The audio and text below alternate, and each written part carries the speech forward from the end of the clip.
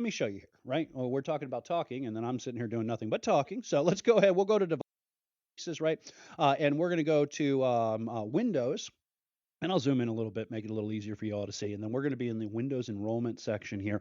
And remember that when we're in autopilot, the majority of the time, except for creating the groups for autopilot, we're going to be down here under the Windows Autopilot Deployment Program. Now, you have to have your deployment profile already in place. We've already got that set up.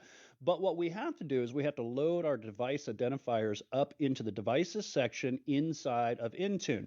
Now, I already have some devices set up for us, and I've already imported those devices. And the reason I did this ahead of time is because this process can take up to 15 minutes. And I will tell you that if you're like me and you're going through a lab environment, pay attention to the serial numbers because I've actually tried to import a device twice, and you wait 15 minutes for it to fail. It's not a bad thing because it's saying, hey, we're not going to try to import and give you a duplicate record and mess something up. So it's not a bad thing, but you have to wait 15 minutes potentially for that failure.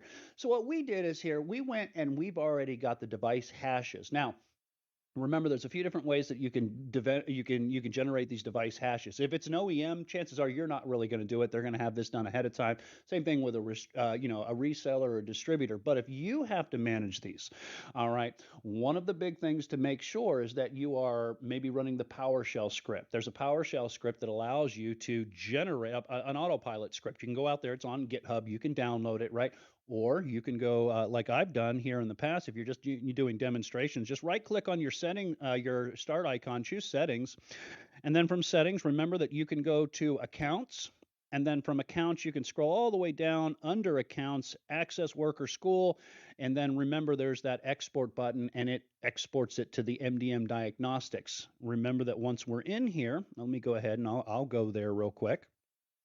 In users, that's public, documents. Remember, we have this MDM diagnostics folder in here. Inside of that is a cabinet file, cab file. Notice what it says. It's a compressed format. You don't need to see my start menu. We jump in here. We've got a comma separated value CSV file. That file contains the device hash. That needs to be exported from the cabinet file and loaded via the devices section that you see here in the autopilot section via import. I find that file, I locate it, I import it by pointing to the location of that file, and then if it is in here, I'm going to go ahead and cancel this out. I'll show you here real quick. Let me see. Where did I put those? Okay, so I've got one here.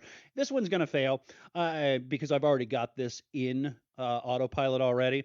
But you can tell right away that the rows were formatted correctly, and then you import the device hash. I'm going to go ahead and click this so you see what it looks like. It's going to fail because one of the devices with a serial number that's in here already, it already exists. So I just ahead of time, but I do want to kind of just show you the process because these are the steps. I choose import, and then once I choose import, it goes through the process of importing, and it should say successful. This one's going to fail, and what you'll see is it'll give you a little red warning here.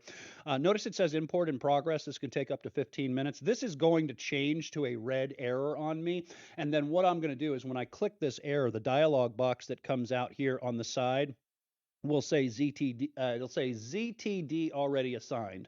It lets me know that it's already been imported, right? And I can also see that the profile status, these three have already been assigned. All right, so now once that's done, you have your device. The next thing that you have to do, let's say you're in a scenario where maybe you're doing a repurposing of a device, right?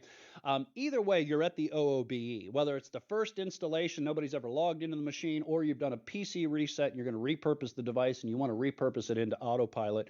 What's going to happen is you will be at the OOBE, the out-of-box experience, and at this point, it's going to be up to you to log in with a licensed Intune user into a device that has now been registered into the autopilot deployment program.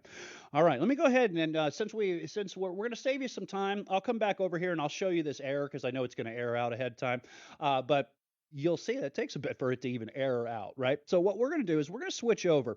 I have a machine that is right here at the out-of-box experience, all right? And let me see if I can, that's a little janky to do that. I won't do that. It'll probably be harder for you to see. All right, now, I apologize for the mats around here. I know it kind of seems like amateur hour, but this is the out-of-box experience. I do not have the third-party drivers for the graphics cards even loaded yet, right? It's the first time we're logging into it. So now it's up to me to type in the username. And again, all I'm doing is typing in a username of a licensed user in Intune. All right, so I'll just type my Wes at itprotvdemo.org. We're going to go ahead and hit enter. It's going to reach out, and if we have internet connectivity, then what we should have to do is just enter our super secret password. All right, tell you what we're going to do. Let me go ahead. We're going to take TV timeout. I'm just going to go ahead and log in here. We don't want to show you the password, and we'll come right back. All right. So what we see here, now that I can actually type the password, I keep a lot of complex passwords, especially on a global admin account, just because I would rather take the time figuring out that I entered the password wrong than trying to get my money back, right? So notice what happened here.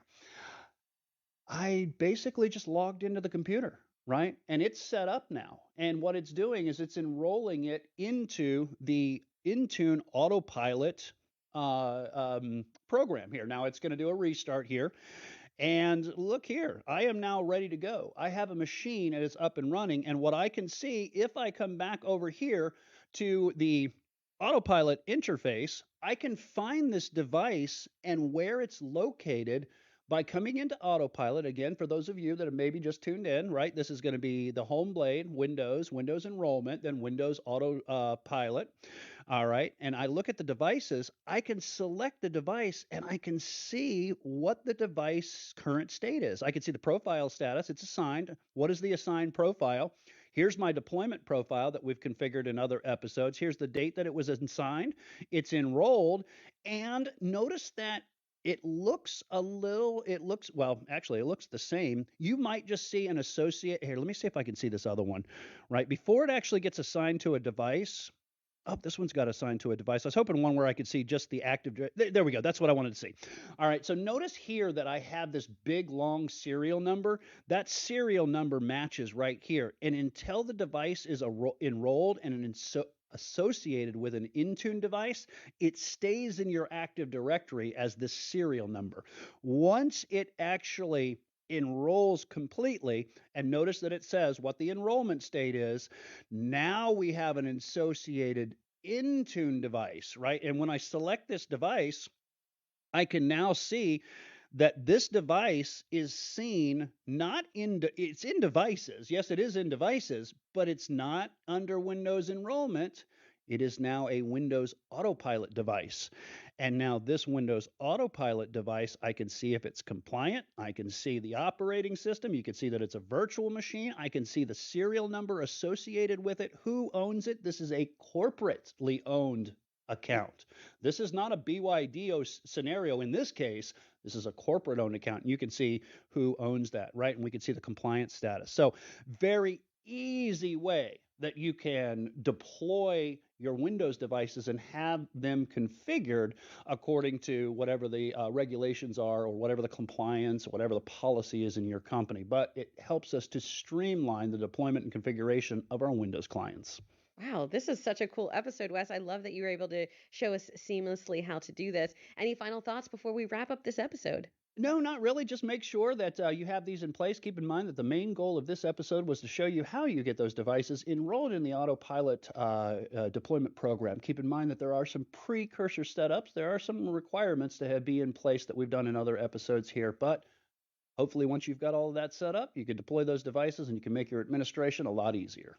Well, you heard it here first, and you can also check out Wes's notes, which has always some little bonus content I always love. So thank you for joining Wes and I, and we look forward to seeing you soon. So click next.